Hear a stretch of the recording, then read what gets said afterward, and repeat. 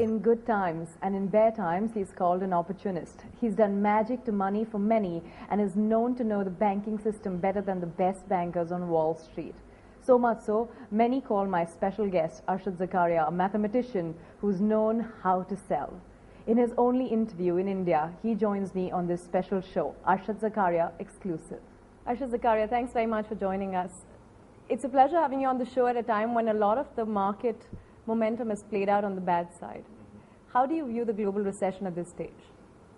The global recession, I think, is quite interesting because it's different, which is for the first time in the last 30 years, the US consumer has slowed down. And the US consumer has been the backbone, not just of the US economy, but of the global economy.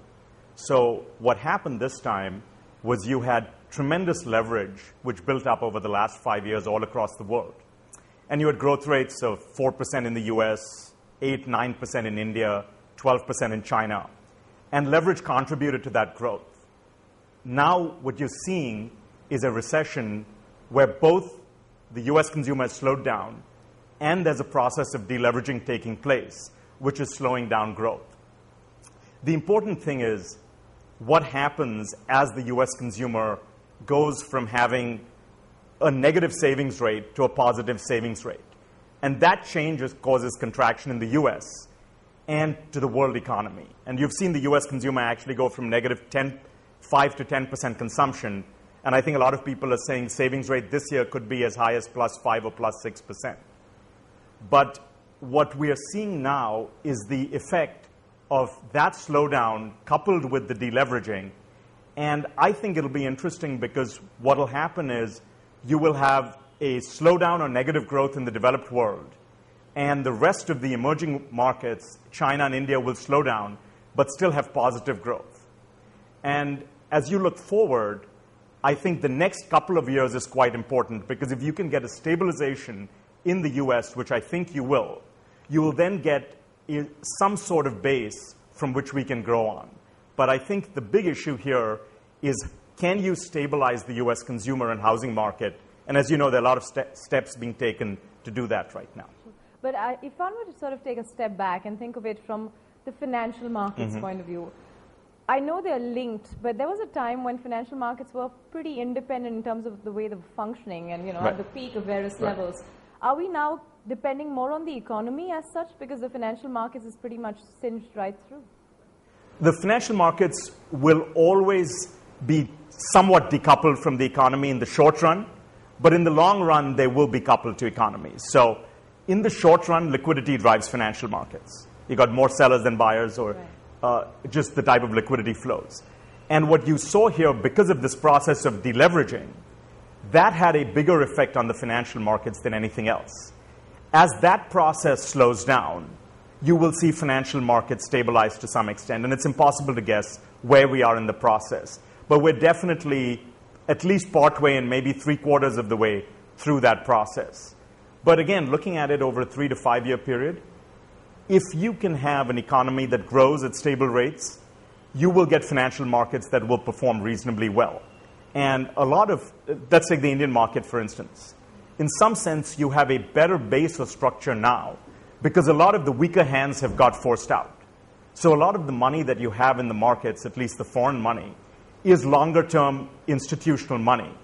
And they will be willing, as has been obvious over the last 2 years, to take a longer-term perspective. Right. So in that sense, you've got a good base for the financial markets, but you will need stabilization in the global economy to be able to build on earnings and growth, which I think are going to be important for the markets. But has the effort towards increasing liquidity actually helped at the bottom? There's a lot more talk about it. They keep saying central banks are coordinating, but is it really coming down to the system? There is definitely a lot of effort to increase liquidity, especially by all the global central banks, and you are seeing that come in the system. But because you had this contraction in leverage with all the securitizations in the credit markets, in some sense, it's just making up for the liquidity that was basically sucked out of the system. So what it's doing is preventing the situation from having got much worse. And I think it's important that you've seen quantitative easing both in the US and in Europe, and monetary easing across markets from China to India and everywhere. And that is very important because it's in some sense cushioning the deleveraging or lack of liquidity that was taking place. And I think that's one thing that makes this situation different than we had in the 1920s or 30s, because you're seeing very strong action by the central banks to add liquidity to the system, and over time that has a big positive effect. So does that mean, and do I then gauge it correctly when I hear you say this, that the worst is over? I think it's difficult to say the worst is over because there's a lot of news flow and you're going to have programs. But I think it's clear to say that without a lot of the liquidity that would have come in, it could have been worse. The key is how it's managed going forward and how the economies react to it. And to a large extent, it's the developed economies that are driving the market. So if you can get, again, the U.S. market, which is really a three-pronged approach. It's the U.S. housing market, stabilizing that.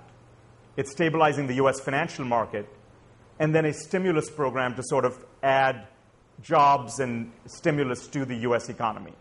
If you can get the first two stabilized, then I think you will be in a situation where you've got, a recession, but not some sort of meltdown of the financial system. And it looks like they have come closer to achieving the first two, but you're not quite there yet, and the next few months will sort of play that out. But how is the financial market at this point looking at the U.S. housing sector? Even the latest numbers suggest that, housing starts